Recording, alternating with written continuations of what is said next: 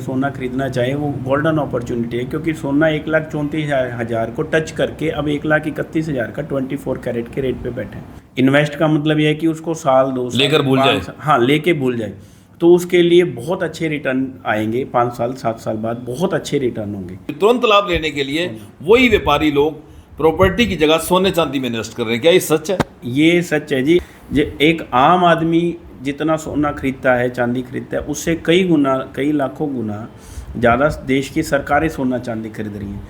तो आप ये मान के चलो कि सोना चांदी आने वाली बहुत अच्छी इन्वेस्टमेंट है। हमारा जो ये वर्ल्ड वॉर 3 की तरफ जो ये देश जा रहा है, उसके कारण आपका ये सोने में और चांदी में आग लगी पड़ी है। क्योंकि आज इंडिया में जो गोल्ड का रेट है लगभग वही 2-4-5% के फ़र्क में दुबई का है। इंडियन गवर्नमेंट है, चाइनीज गवर्नमेंट है, ये टनों के हिसाब से सोना खरीदी।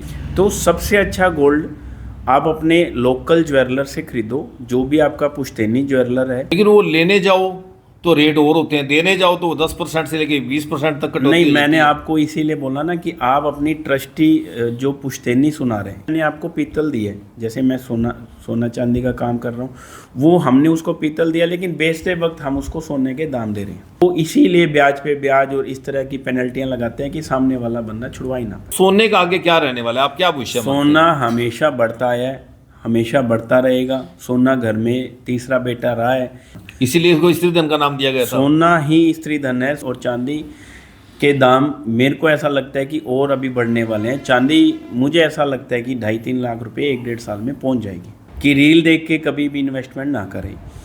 आपको सोना और चांदी तभी लेना है जब आप उसको होल्ड कर सको। आज के पॉडकास्ट में हमारे मेहमान हैं एडवोकेट कपिल सोनी जी। कपिल सोनी जी सिरसा का एक बड़ा नाम है। अभी हाल ही में उन्हें सीएम विंडो एमिनेट पर्सन लगाया गया है। भारतीय जनता पार्टी के वो सीनियर लीडर भी हैं। लेकिन आज जो हम चर्चा करेंगे वो उनसे जुड़े हुए पेशे से करेंगे। श्री बालाजी ज्वेलर्स के नाम पर इनका बड़ा शोरूम है सिरसा में। आज इनसे बात करेंगे कि कपिल जी, पिछले दिनों सोने चांदी के भाव को लेकर लोगों के बड़ा असमंजस है। क्या कारण रहे सोना और चांदी दोनों ही आसमान छूने लगे? सबसे पहले तो मैं आपके सभी दर्शकों को मेरी तरफ से, कपिल सोनी की तरफ से दिवाली की, धनतेरस की, भाई दूज की और विश्वकर्मा दिवस की सबको बहुत बहुत बधाई, शुभकामनाएं। और जो ये त्योहारी सीजन पे ये जो सोना बढ़ा है, ये लगभग हर साल का यही एक्सपीरियंस रहा है हमारा, तो कि ये त्योहारी सीजन पे बढ़ता है और अभी सोना चांदी अभी और बढ़ने की ओर अग्रसर होएगा जी। हाँ जी। तो कपिल जी, अब कल धनतेरस थी, तो एक बड़ा ट्रेंड था बाजार के अंदर भी। कुछ लोग जो झाड़ू खरीद कर लाए, कुछ धनिया खरीद कर लाए, और जो साधन संपन्न लोग थे वो चांदी की मछली खरीद कर लाए या चांदी की चाबी खरीद कर लाए। तो कल कितनी मछलियां बेची आपने? कल तो सिरसा शहर में मछलियां और चांदी की जो चाबियां थी उनकी तो तकरीबन हर दुकान पे शॉर्टेज रही। मुझे भी चांदी की मछलियां और चाबियां सिरसा की जगह हिसार से मंगवानी पड़ी। अब तो चलो हमारे पास खूब अवेलेबल है। आपके चैनल के माध्यम से बताना चाहूँगा, अगर कोई चांदी की मछली और चाबी ढूंढना चाह रहा है तो मेरी दुकान पे श्री बालाजी ज्वेलर्स पे फुल स्टॉक के साथ अवेलेबल है। लेकिन कल सरप्राइजिंगली हर साल ऐसा ही कुछ ना कुछ नया देखने को मिलता है। पिछले धनतेरस पे कछुआ था, इस धनतेरस पे चांदी की मछली है, चाबी है। ये कस्टमर बहुत डिमांड रही है, ट्रेंडिंग रही है। और मतलब सभी ज्वेलर्स का स्टॉक सुबह 10-11 बजे ही ख़त्म हो गया था। लेकिन हर दिन धनतेरस की तरह इस बार जो धनतेरस थी, लोगों ने चांदी और सोने का भाव इतना ज़्यादा था कि आम आदमी के खरीदने से बाहर का सौदा था। तो उन्होंने झाड़ू खरीद कर या धनिया खरीद कर या कुछ और जो भी हमारे पंडित लोग बताते हैं वो लेकर गुजारा किया। हमारे हिंदुस्तान में या हमारे सिरसा में एक अलग तरीके का ट्रेंड है। जो चीज़ महंगी होती है उसकी तरफ ज़्यादा अट्रैक्शन होती है। जो 10-20 हज़ार का फ़ोन आता है वो लोग कम खरीदना पसंद करते हैं, जबकि आईफोन 17 प्रो मैक्स जो कि 1.5 लाख के तकरीबन का आता है उसको ख़रीदना ज़्यादा पसंद करते हैं। और यही कल हमें धनतेरस पे देखने को मिला। और एक सौभाग्य की बात कहें या सरकार की नीति कहें कि जो चांदी कुछ दिन पहले 1,90,000, 95,000 के करीब थी, कल धनतेरस पे 1,71,000, 72,000, 75,000 तक बिकी है। तो ये कल धनतेरस पे जिन्होंने परचेज़ किया, आज भी धनतेरस कुछ टाइम तक आज भी है, तो जो व्यक्ति चांदी खरीदना चाहे उसके लिए गोल्डन अपॉर्चुनिटी है, सोना खरीदना चाहे वो गोल्डन अपॉर्चुनिटी है, क्योंकि सोना 1,34,000 को टच करके अब 1,31,000 का 24 कैरेट के रेट पे बैठे हैं।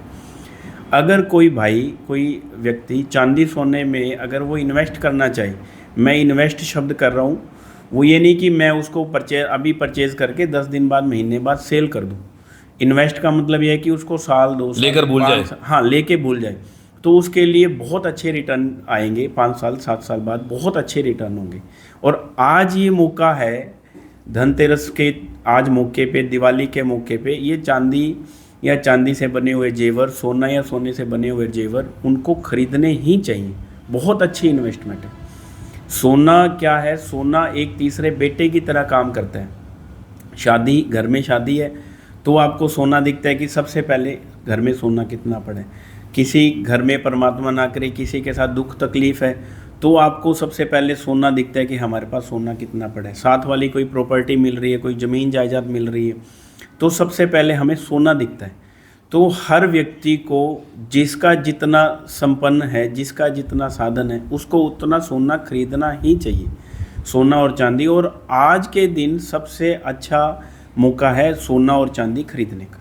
कपिल जी, बुजुर्ग लोग कहते होते थे कि अगर आपके पास धन फालतू है तो आप उसको प्रॉपर्टी में इन्वेस्ट कर दो, जमीन जायदाद लेकर छोड़ दो, उसको भूल जाओ। लेकिन फिलहाल लोग प्रॉपर्टी की तरफ ध्यान नहीं दे रहे। प्रॉपर्टी में बड़ा बूम आया लेकिन अब एकदम से रुक गई है, तो उसमें अब कहते हैं इंस्टेंट लाभ लेने के लिए, तुरंत लाभ लेने के लिए वही व्यापारी लोग प्रॉपर्टी की जगह सोने चांदी में इन्वेस्ट कर रहे हैं। क्या ये सच है? ये सच है जी। अकेले हिंदुस्तान का प्रत्येक नागरिक के साथ साथ हिंदुस्तान की गवर्नमेंट, चाइना की गवर्नमेंट और कई अनेक देशों की गवर्नमेंट भी सोना चांदी खरीद रही है। जो एक आम आदमी जितना सोना खरीदता है, चांदी खरीदता है, उससे कई गुना, कई लाखों गुना ज़्यादा देश की सरकारें सोना चांदी खरीद रही हैं। और आज के दिन आपने देखा होगा कि सरकारें सोना चांदी में इन्वेस्ट कर रही हैं। तो आप ये मान के चलो कि सोना चांदी आने वाली बहुत अच्छी इन्वेस्टमेंट है और लेनी ही चाहिए। कपिल जी, सोना चांदी आसमान को छू रहे हैं, उनके भाव एक एक करके डिस्कस करेंगे। पहला कारण क्या युद्ध है?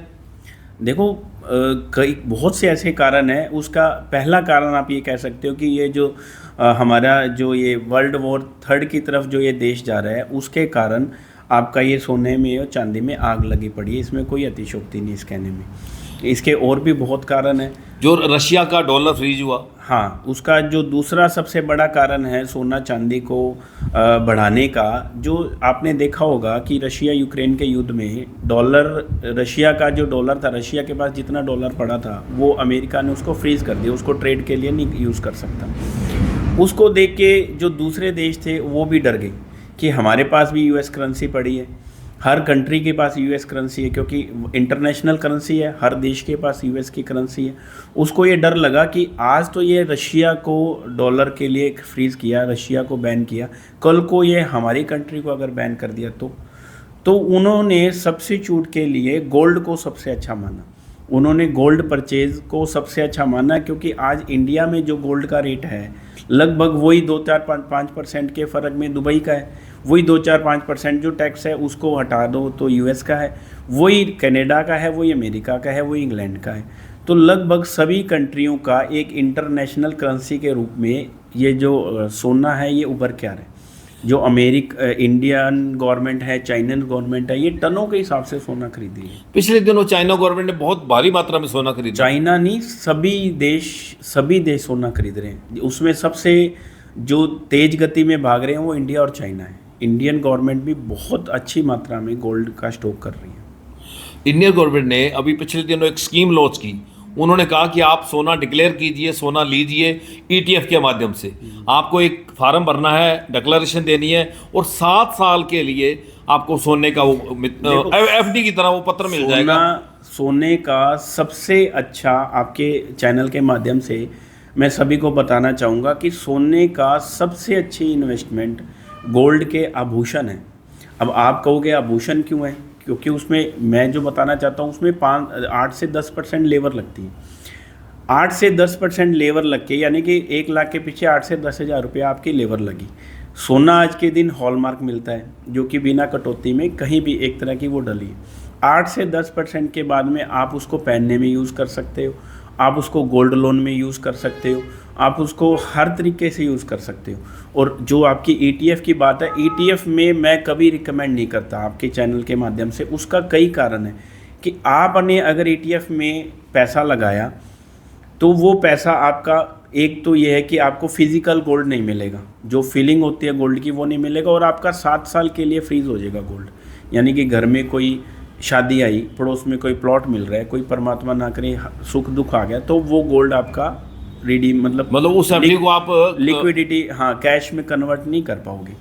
तीसरा, अभी सरकार ने गोल्ड ETF करके कोई महीना 20 दिन पहले, 2 महीने पहले स्कीम निकाली है, म्यूचुअल फंड आ गए ETF में, लेकिन वो ऑलरेडी इतने प्रीमियम में बैठे हैं कि आप उनको बेचने जाओगे तो आप लॉस में बैठे। तो सबसे अच्छा गोल्ड आप अपने लोकल ज्वेलर से खरीदो, जो भी आपका पुश्तैनी ज्वेलर है उससे आप खरीदो, ट्रस्टी जो ज्वेलर है, पुराने जो ज्वेलर है उनसे आप खरीदो, वो आप कभी आप उसमें घाटे का सौदा नहीं होगा। लेकिन वो लेने जाओ तो रेट और होते हैं, देने जाओ तो 10% से लेके 20% तक कटौती। नहीं, मैंने आपको इसीलिए बोला ना कि आप अपनी ट्रस्टी जो पुश्तैनी सुना रहे हैं, ये जो लेने जाएं जब 20-25% लेवर है, ये ब्रांडेड ज्वेलरी का शोरूम है, वो लोग लेते हैं। वो आज हैं सिरसा में, हो सकता है 10 साल बाद उनका काम ना चले तो वो अपना धंधा पानी बंद करके जा भी सकते हैं।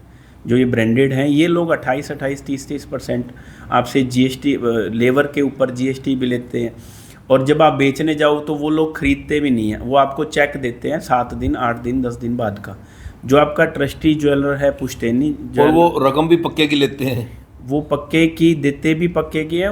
पक्के की तो चलो हर व्यापारी पक्के की डील करता है, लेकिन वो ट्रस्टी ज्वेलर जो आपका है पुश्तैनी, देखो सुनार आपका पुश्तैनी ही होना चाहिए, जो भी आपका, जिस पे आप ट्रस्ट कर सको। हाँ, जिसको ये है कि ये मैंने आपको पीतल दी है, जैसे मैं सोना चांदी का काम कर रहा हूँ, वो हमने उसको पीतल दिया, लेकिन बेचते वक्त हम उसको सोने के दाम दे रहे हैं।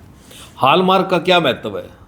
हॉलमार्क एक सरकार ने बहुत अच्छी स्कीम चलाई थी, हॉलमार्क। और सिरसा में हम लोग हॉलमार्क बहुत पहले, तकरीबन 10-15 साल पहले हम लोग हॉलमार्क ले आए थे। उससे क्या है कि एक ट्रस्ट बन जाता है कस्टमर और ज्वेलर का कि ये सरकार के हॉलमार्क करके दिए। वही हॉलमार्क ज्वेलरी आपको तनिष्क और ब्रांडेड ज्वेलरी पे मिलेगी, वही हम लोगों के पास मिलेगी, और वही हमारे छोटे जो ज्वेलर है उनके पास मिलेगी। तो सिर्फ आपको हॉलमार्क ही सोना लेना चाहिए, बिना हॉलमार्क सोना लेना ही नहीं चाहिए। उसमें कोई, हम लोग कोई काटा नहीं काटते, कोई कटौती नहीं है। कपिल जी, आप एडवोकेट भी हैं। पिछले दिनों हरियाणा के पानीपत में एक घटना हुई। लॉकर के अंदर एक परिवार ने सोना रखा था, जब वो निकलवाने गए तो वो सोना असली नहीं था, पीतल था। सोना ये है ना जी, ये जो बैंक के जो ये गोल्ड लोन वाले बैठे हैं, वो लोग आपको बड़ी अच्छी अच्छी स्कीम्स देके आपसे गोल्ड लोन करवा देते हैं, और उस कंडीशन पे जो आपकी जो बैंक मैनेजर ने वो सोना पलटी कराया, वो उस कंडीशन पे वो जिसने गोल्ड वैल्यूएशन लगाई, जो वैल्यूअर है, उसको लाइबल करेंगे, क्योंकि उसने तो वैल्यूएशन कर दी जी। अब आगे वो ठगी उस, चाहे बैंक मैनेजर ने करी हो या उस किसी और अदर एम्प्लॉय ने करी हो, वो लोग गोल्ड वैल्यूअर को उसको लाइबल कर देंगे कि आपने इसकी वैल्यूएशन करी थी और ये अंदर जाके पित्तल हो गया। लेकिन ये जो गोल्ड लोन वाले बैठे हैं, ये भी आपको इसीलिए देते हैं सोना कि आप छुड़वाने ना जाओ। वो हर महीने का आपसे ब्याज मांगेंगे, आप 2 महीने 3 महीने नहीं दोगे तो पेनल्टियाँ लगाएंगे। आप 9 महीने 12 महीने, अलग अलग स्कीम है, किसी की 9 महीने, किसी की 12 महीने, उसके बाद वो गोल्ड को ऑक्शन में सेल कर देंगे। जब वो ऑक्शन में सेल होता है ना जी, उन कंपनियों को मोटा प्रॉफिट होता है, ब्याज से कई गुना ज़्यादा। तो वो ये कहते हैं कि मतलब अंदर उनका यही मन होता है कि ये एक बार ये गोल्ड लोन करवा ले और उसके बाद छुड़वाने ना आए। वो इसीलिए ब्याज पे ब्याज और इस तरह की पेनल्टियाँ लगाते हैं कि सामने वाला बंदा छुड़वा ही ना पाए। गोल्ड और चांदी की बात करूँ, सिल्वर की बात करूँ, इसके मुकाबले डायमंड का रेट नहीं बढ़ा? नहीं, डायमंड जो ट्रस्टेड ज्वेलरी है ना, मैंने फिर आपको बोला कि जो पुश्तैनी ज्वेलर आपका होगा वो आपको कभी डायमंड रिकमेंड नहीं करेगा। हमेशा ये जो ब्रांडेड ज्वेलर है ना, यही आपको डायमंड रिकमेंड करते हैं। इसकी रीसेल वैल्यू अच्छी नहीं होती डायमंड की, क्योंकि डायमंड सबसे पहले 18 कैरेट और 14 कैरेट के सोने पे बनता है, जो कि ऑलरेडी, अच्छा, उसकी लेबर बहुत ज़्यादा होती है डायमंड की, मेकिंग चार्जेस ज़्यादा होते हैं, और जो डायमंड जो पीस होता है उसकी इतने कंपैरिजन में रेट नहीं बढ़ता जिस हिसाब से सोने की स्पीड बढ़ती है। सोना आप किसी भी जैसे आप मान लो दिल्ली घूमने गए हो, अब दिल्ली में अगर आपको पैसा चाहिए तो आप दिल्ली के किसी ज्वेलर को आप खड़े पैर सोना बेच सकते हो, डायमंड नहीं बिकता। Easy to liquid cash, easy to convert नहीं होता डायमंड कैश। सोना सबसे बेस्ट इन्वेस्टमेंट है, डायमंड नहीं है। तो कपिल जी, आपका क्या मानना है, इतने साल का आपका एक्सपीरियंस है, एक एक करके बात करेंगे। सबसे पहले हम गोल्ड की बात करेंगे। आपने कहा कि इंटरनेशनल लेवल पे इसके रेट चलते हैं, क्रूड और ऑयल जो है उसके ऊपर इसके रेट निर्भर करते हैं, शेयर मार्केट पे रेट निर्भर करते हैं कि अप डाउन शेयर मार्केट होती है तो सोना चांदी भी अप डाउन होता है। तो सोने का आगे क्या रहने वाला है, आप क्या भविष्य मानते हैं? सोना हमेशा बढ़ता है, हमेशा बढ़ता रहेगा। सोना घर में तीसरा बेटा रहा है और एक औरत का स्त्री धन रहा है। जब हम हमारी बहन बेटी की शादी करते हैं तो आजकल हमारे इधर साउथ इंडिया और नॉर्थ इंडिया में एक ये चलन चल गया कि गाड़ी ज़्यादा से ज़्यादा महंगी दो, फर्नीचर ज़्यादा से ज़्यादा महंगा दो, सोने को कम कर रहे हैं लोग। जबकि मैं ये चाहता हूँ आपके चैनल के माध्यम से सबको बताना चाहूँगा कि सोना ज़्यादा से ज़्यादा दो, क्योंकि एक वही चीज़ है जो आपकी बेटी यूज़ करेगी। उस पर ना तो उसके ससुर का हक है, ना उसके जवाई का हक है, ना उसके जेठ का हक है। सोना उसका प्योर स्त्री धन है। स्त्री धन जो है वो सिर्फ उस औरत का है। परमात्मा ना करे उस बहन बेटी के साथ कल को कोई अनहोनी हो जाए, बहुत सी बातें अनहोनी की, तो वो जो सोना है एकमात्र वो सोना ही उस औरत का स्त्री धन है। ना उसके गाड़ी काम आनी, ना उसके फर्नीचर काम आना था, ना उसके बेड काम आना। इसीलिए इसको स्त्री धन का नाम दिया गया था। सोना ही स्त्री धन है। सोना परमात्मा ना करे उसके साथ कोई भी मिस हैपनिंग हो, आप ट्रस्टेड ज्वेलर के पास जाओ, जितने का आपसे बनवाए उससे कई गुना ज़्यादा आपको सोने के दाम मिलेंगे। तो चांदी की बात करें तो चांदी का क्या विषय है? कहते हैं भी ये सोलर में यूज़ होती है, बैटरी में यूज़ होती है, भी इतने ज़्यादा यूज़ और पीछे से आवक है नहीं, माइंस में इतना सोना चांदी निकल नहीं रहा। चांदी की शॉर्टेज कभी भी नहीं थी और आने वाले निकट भविष्य में कभी भी नहीं रहेगी। चांदी हमेशा मिलती रहेगी और चांदी के दाम मेरे को ऐसा लगता है कि और अभी बढ़ने वाले हैं। चांदी मुझे ऐसा लगता है कि 2.5-3 लाख रुपए 1-1.5 साल में पहुंच जाएगी, और ये जो है वो सच है कि चांदी पहुंचेगी, चांदी रिकॉर्ड नया कायम करेगी। कुछ लोग इस इंतजार में है कि एक बार सोने चांदी का भाव डाउन आए उस टाइम खरीद लें, फिर ये बढ़ जाएगा। मैंने आपको बताया ना कि अगर आप सोना चांदी के भाव डाउन का इंतजार कर रहे हो तो आज जैसा गोल्डन अपॉर्चुनिटी आपको नहीं मिलेगी। 1,90,95,000 की चांदी पिछले 2-4-5 दिन पहले बिकी है। हम लोगों ने भी 1,90,95,000 में स्टॉक किया था कि धनतेरस पे हम लोग बेचेंगे, और आज वो चांदी 1,71-72 के पास खड़ी है। तो आपको ये बेस्ट परचेज का टाइम है, आपको चांदी लेनी ही चाहिए अगर आपका मन बना रहे हो। आजकल लोग क्या करते हैं, डिजिटल मीडिया का ज़माना है, रील्स देख लेते हैं, रील्स में कोई बोल रहा है चांदी 7 लाख पहुंचेगी, सोना ऐसे पहुंचेगा, और उसको देख के काफ़ी लोगों ने अपना सोना हाई बीप पे जब हाई रेट आ गया तो पुराना सोना अपना बेचा भी। मैं आपके चैनल के माध्यम से आपके दर्शकों को जो भी ये देख रहे हैं उनको मैं बताना चाहूँगा कि रील देख के कभी भी इन्वेस्टमेंट ना करें। आपको सोना और चांदी तभी लेना है जब आप उसको होल्ड कर सको, और उधार लेके नहीं लेना। आप अपने कैश जितना आपकी जेब में है, आप उस जो आपके पास एक्स्ट्रा कैश है जितना आपके पास पड़े उतना ही लो। और आप ये ना हो कि चांदी आज 1,72 है कल 1,50 हो जाओ, आप पैनिक हो जाओ कि नहीं यार ये तो नुकसान हो गया। चांदी ये 2.5 लाख जाएगी, लेकिन आपको होल्ड करने की कैपेसिटी चाहिए। ये नहीं कि आप आज आपने ले लिया और अगले महीने आप बेच दो, नहीं। इन लोगों के लिए मैं मना करता हूँ। आपको लंबे लॉन्ग टर्म के लिए सोना चांदी लॉन्ग टर्म के लिए आप इन्वेस्ट करो, आभूषण बनवाओ। जो लोग डली नहीं ले सकते वो 100% ज्वेलरी लो। आजकल तो चांदी में हर चीज़, पायल, बिछिए, सेट, सब चैन, कड़े, सब 100% प्योर पे मिलते हैं। हमारी दुकान पे हम बता के देते हैं ये 70% बाईबैक के साथ है, ये 9 to 5 वाली है। सिक्के हम सिर्फ हॉलमार्क रखते हैं, जिसकी नहीं है वो आप लो, मतलब प्योर लेनी चाहिए। आपने चांदी की बात की, चांदी की इन्वेस्टमेंट की, काफ़ी लोगों ने तो पिछले दिनों मैंने देखा ब्याज पर पैसे लेके भी चांदी खरीदी। नहीं, ब्याज वालों को और उधार पैसे लेने वालों को मैं स्ट्रिक्टली कहूँगा, बाई चांस ये चांदी 1,50,000 को टच कर जाए ना तो आप ब्याज भर पाओगे ना वो चांदी बेच पाओगे, दोनों तरफ नुकसान। इन्वेस्टमेंट किसी भी चीज़ का करो, चाहे आप प्रॉपर्टी का करो, आप शेयर मार्केट का करो, या चांदी या सोने का करो, तो मेरी यही रिकमेंडेशन है, ब्याज पे पैसे या उधार के पैसों से इन्वेस्टमेंट नहीं होती। कपिल जी, एक और मेरा सवाल, आपने अभी बात की पायल की, तो पिछले दिनों एक बड़ा रील के ऊपर देख के लोगों ने लाज, जैसे पिछले साल धनतेरस पे कछुए खरीदे, इस बार मछली बिकी। कुछ दिन पहले एक रील चल रही थी कि अपनी पत्नी को अगर आप चांदी की पायल ला के देते हैं और वो पहन के घर में घूमती है, तो इससे लक्ष्मी माता बढ़ेगी, लक्ष्मी प्रसन्न होगी। देखो मेरा ये मानना है आपके घर में लक्ष्मी जरूर बड़ी होगी। अगर आपने पायल पिछले दिनों खरीदी है तो मुझे उम्मीद है कि आपने 90-92 हज़ार में या 1,05,10,000 में खरीदी होगी और आज वो चांदी 1,72,000 होगी। तो माँ लक्ष्मी ने आप पे कृपा बसा। 10,000 की चपत मुझे भी लगी। हाँ नहीं 10,000 की नहीं, वो 10,000 वाली पायल आज 12-13,000 15,000 की जरूर होगी आप मतलब चेक कराएं तो वो लक्ष्मी जी आएगी। उसी टाइम आपने 1 लाख की ली होती तो आज 1.5 लाख की होती, उसी टाइम 10 लाख की ली होती तो आज 15 लाख की होती। तो माँ लक्ष्मी जी तो वो चांदी की इन्वेस्टमेंट करने से आएगी ही आएगी, ये श्योर है। तो एक और मैं पूछना चाहूँगा, कई ज्योतिषियों ने कहा कि ये जो 2025 है ये मंगल का वर्ष था, इसमें इसलिए सोना चांदी के रेट बढ़े ग्रह नक्षत्रों के हिसाब से। देखो सोना चांदी तो आदि काल से बढ़ता आया है।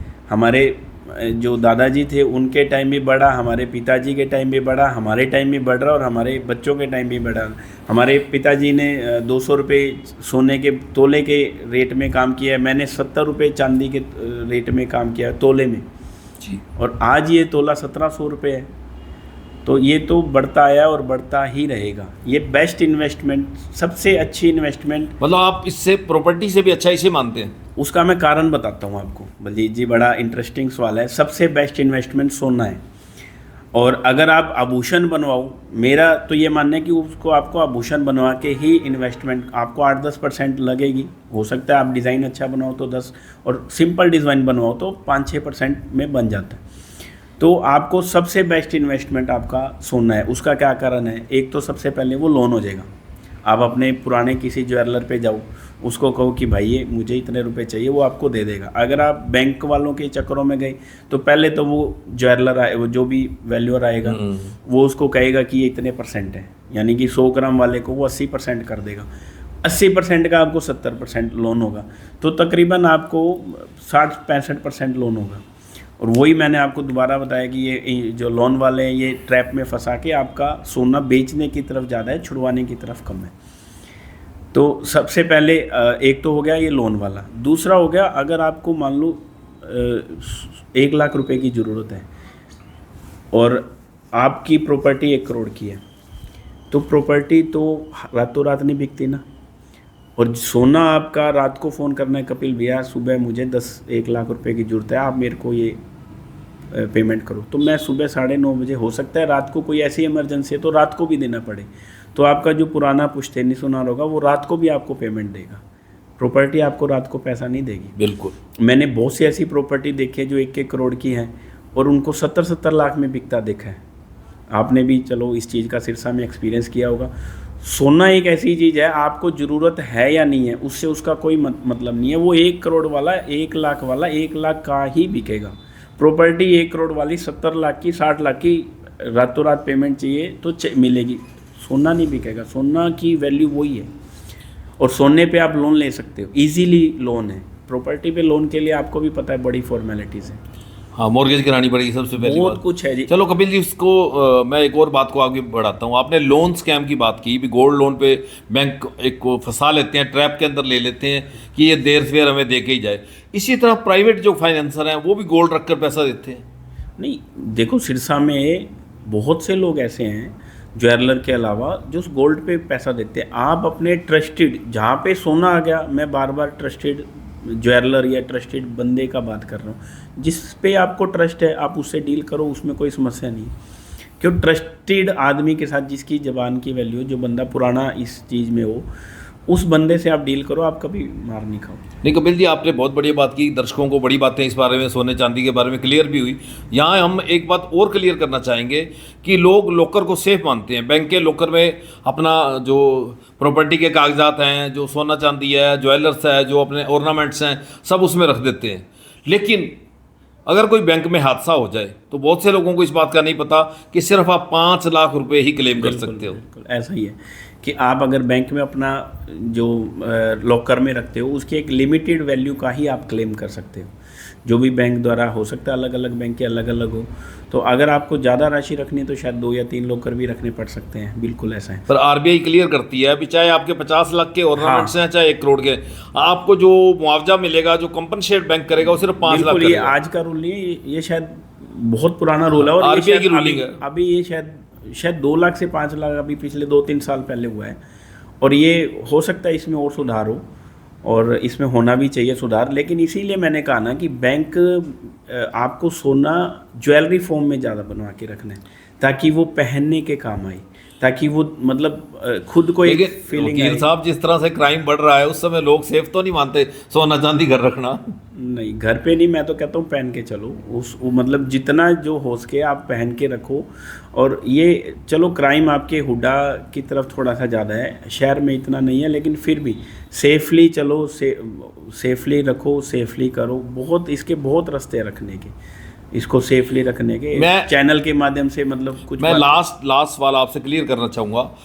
कुछ लोग MCX का सोना चांदी लेन देन करते हैं, कुछ हाजिर का करते हैं, बेस्ट कौन सा? नहीं, मैं MCX वालों को कभी अच्छा नहीं मानता। MCX में डील कभी नहीं करनी चाहिए, मतलब मैं उसको अच्छा नहीं मानता। मैं फिज़िकल गोल्ड को अच्छा मानता हूँ। MCX में वही बात होगी कि आपके पास 1 लाख है और आप 1 करोड़ का सौदा लेके बैठे हो, ठीक है। और उसके बाद आप उसको फिज़िकल गोल्ड में कन्वर्ट कराने के लिए उसके अलग प्रोसीजर है, उसके अलग तरीके हैं। जो फिज़िकल गोल्ड है, जो मतलब वही बेस्ट है। हाँ, फिज़िकल गोल्ड में भी अगर आप इन्वेस्ट करना चाहो तो 50% आभूषण यानी ज्वेलरी और 50% मेटल, ये आप कर सकते हो कि 50% मेटल लो, 50% आप इन्वेस्टमेंट गोल्ड में करो। मैं MCX गोल्ड लेने के बहुत तरीके हैं, ETF है, MCX है, म्यूचुअल फंड है, और बहुत तरीके हैं। लेकिन सबसे अच्छा गोल्ड ये है कि अपना इधर से पैसा दिया, इस हाथ पैसा गोल्ड आया, वो सबसे अच्छा है। कपिल जी, आपने बहुत अच्छा हमारे दर्शकों के लिए क्लियर किया अभी आगे क्या रहने वाला है, सोने चांदी का भविष्य क्या है। आपने तो सोने को तीसरे पुत्र की संज्ञा दी। और मैं एक फ्रेंकली बात करना चाहूँगा कि आपकी लाइन में बड़े ही भेद भरे सवाल हैं। कोई ऐसे सवाल जो मैं ना पूछ पाया हूँ और आप हमारे दर्शकों से साझा करना चाहें? मैं आपको आपके चैनल के माध्यम से एक बात ज़रूर कहना चाहूँगा। जिस भी ज्वेलर से आप सोना या चांदी परचेज़ करो, उससे उसकी बाय बैक वैल्यू ज़रूर पूछो। जो आपके बहुत बढ़िया बात कह रहे हो। जो आज के दिन जो ये बड़े बड़े शोरूम हैं, आप एक बात बताओ भाई साहब, सिरसा में बड़े शोरूम हैं, मतलब 8-8, 10-10 लाख रुपए महीने का रेंट है, 12-12 लाख रुपए सैलरी है। वो कहाँ से निकल रही है? वो इसी से निकल रही है कि 10,000 की चीज़ है और हम उसको 15,000 में बेच रहे हैं। लाख रुपए वाली चीज़ है, हम लोग 1,30,000 की बेच रहे हैं। 12 लाख की चीज़ है, उसको 18 लाख की बेच रहे हैं। वो यहीं से निकलता है। आप उनसे पहले पूछो कि आपकी बाईबैक पॉलिसी क्या है, आप इसको रिटर्न कैसे करते हो। मान लो मैंने ये सोने की चैन ली है, ये 2 लाख की है, और ये वापस में मुझे आप कितने पैसे दोगे और वापस का क्या तरीका है, तो उसके बाद आप परचेज़ करो। आपके 90% सवालों का जवाब उसी शोरूम में बैठे बैठे आपको मिलेगा। और कल को ऐसे ज्वेलर कभी नहीं लेना चाहिए जो नए नए अभी ज्वेलर आए हैं। उनको यहाँ पे उनको फेथ होना चाहिए, सिरसा की जनता पे उनको विश्वास होना चाहिए, अपने शहर के पुराने बंदों पे विश्वास होना चाहिए। ऐसे मतलब मेरे पास अभी महीने 1.5 महीने पहले मेरे दादाजी की बनी हुई की ज्वेलरी आई, मैंने बड़े सहर्ष उसको स्वीकार किया और मैंने उनको पेमेंट भी दी और कुछ उन्होंने ज्वेलरी भी चेंज करी, एक्सचेंज करी। तो आप सिर्फ अपने पुराने ज्वेलर पे और ये जो नए नए शोरूम खुले इन पे कभी विश्वास नहीं करना। आज पीपी ये थोड़े दिन पहले पीपी ज्वेलर्स आया था सिरसा में, वो चला भी गया स्कैंडल करके, आपको पता है। इधर पुल के नीचे भी एक गोल्ड, मुझे शायद याद नहीं आ रहा, वो भी नया आया था और वो भी स्कैम करके सिरसा में चला गया। तो ये जो नए नए ज्वेलर्स है, ये मैं कभी रिकमेंड नहीं करता। जो लोग पीपी की मतलब हमारे मित्र हैं जो फ्रेंचाइजी लेके आए थे गौतम जी, हाँ, वो भी बाद में ठगे गए, उनको फ्रेंचाइजी के पैसे नहीं मिले। मैं यही आपको कह रहा हूँ कि ये जो नए नए, देखो सोना बहुत कीमती, बहुत महंगी चीज़ है। और मैं कई बार मेरे कस्टमर को बोलता हूँ कि आईफोन का जो एप्पल एयरपोर्ट होता है वो 24-25 हज़ार का आता है और उसकी डुप्लीकेट सिर्फ 300 रुपये की होती है। बिल्कुल, आप अगर ऐसे खोलोगे तो आईफोन में पॉपअप आएगा कि बिल्कुल ओरिजिनल है। कई बार तो एक जानकार आदमी भी उसको नहीं पहचान पाएगा। तो जो चीज़ 23,000 की सिर्फ 300 रुपये में मिल सकती है उसकी डुप्लीकेसी, तो क्या जो 1.25 लाख रुपये 1,30,000 का जो सोना है उसकी डुप्लीकेट चीज़ नहीं बन सकती? इसीलिए मैं आपको बार बार एक ज्वेलर, अपने ट्रस्टेड ज्वेलर पे, अपने पुराने ज्वेलर से, अपने विश्वास वाले ज्वेलर का ही बोलता हूँ, उसी से लेना चाहिए। ये जो नए नए ब्रांड आए हैं, आपने पुराने दिनों में देखा होगा कपड़े के बड़े शोरूम खुले थे, लोगों ने पागलों की तरह उनसे कपड़ों के शोरूम, जिनसे कपड़े वगैरह खरीदे। एक लिमिट के बाद में वो चले गए। जब ये लोग चले जाएंगे तब आप वो सोना कहाँ बेचोगे? प्योरिटी सेम है, सरकारी नॉर्म सेम है। अब ये तो नहीं है कि वो जो ब्रांडेड ज्वेलरी वहाँ पे मिल रही है वो लोकल सुनार के पास उसका कोई अलग मेजरमेंट है, यानी रेंगुलर की जीन्स जो है वो एक लोकल उस पर लेकिन ये जो बड़े बड़े शोरूम है इनकी डिजाइनिंग देखकर इनकी तरफ अट्रैक्ट करते हैं। तो आप अपने लोकल ज्वेलर को बोल दो वो बनाने के लिए, वो सेम बना देगा। और अगर नहीं भी बनता तो वो चेंज करने का, मॉडिफाई करने का हर तरीके का हमारे में हुनर है, हम हर चीज़ करवा सकते हैं। हम सिरसा में बैठे बॉम्बे की कारीगरी, कलकत्ता की कारीगरी, दिल्ली की कारीगरी, बीकानेर की कारीगरी, हमारे हर जगह जो कारीगर बैठे हैं।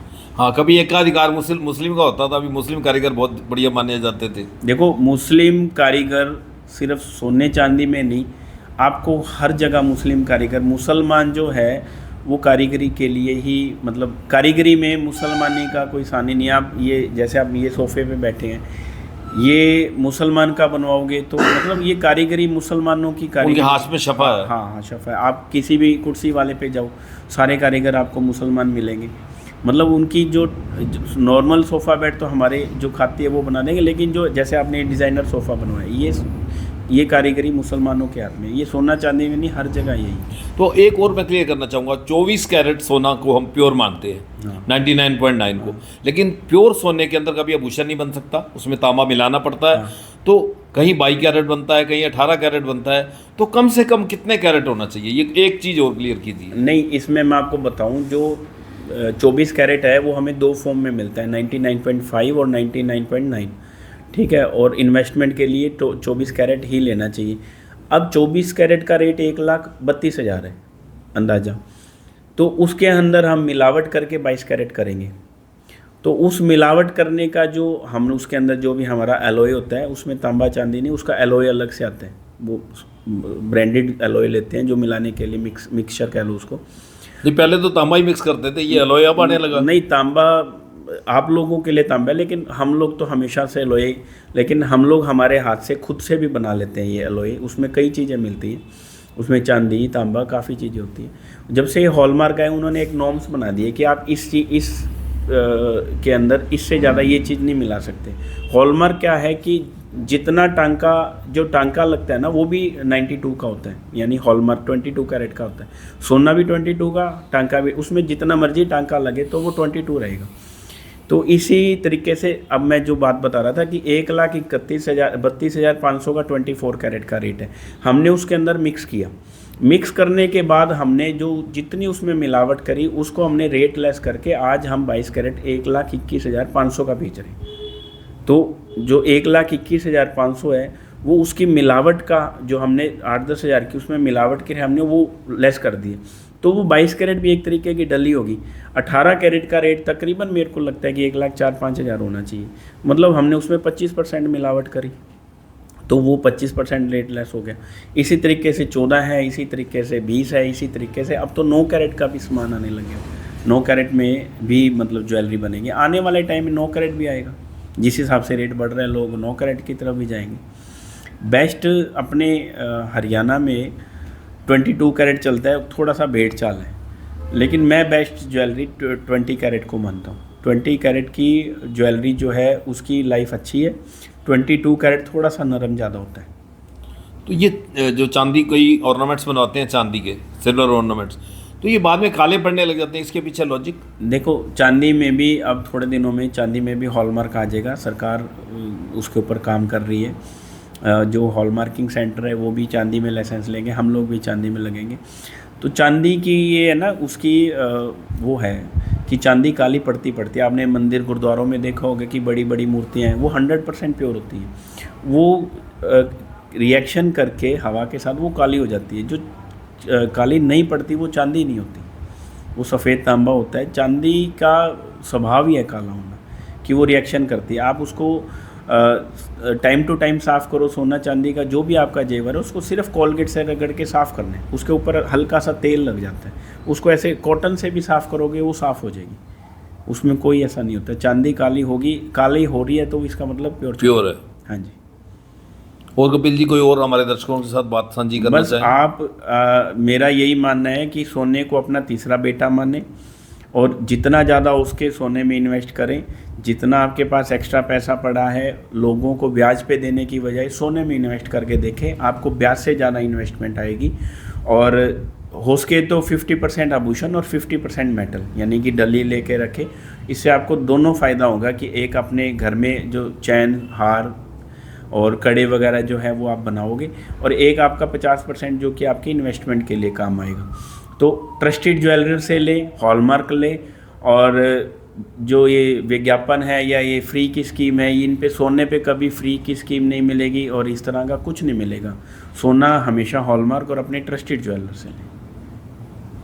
तो आपने देखा एडवोकेट कपिल सोनी जी ने बड़े विस्तार से बताया, और हमें ये भी जानकारी दी कि सोने चांदी के जो रेट हैं वो आने वाले समय में बढ़ने वाले हैं। ये एक बहुत अच्छी इन्वेस्टमेंट है, इसको इन्वेस्टमेंट के रूप में लें, ब्याज पे लेकर, उधार लेकर इस पे इन्वेस्टमेंट ना करें। अगर आपके पास अपना स्पेयर पैसा है तो ही इन्वेस्ट करें। कपिल जी बहुत बढ़िया जानकारियाँ दी, आपका बहुत बहुत धन्यवाद। बहुत बहुत धन्यवाद जी, आपने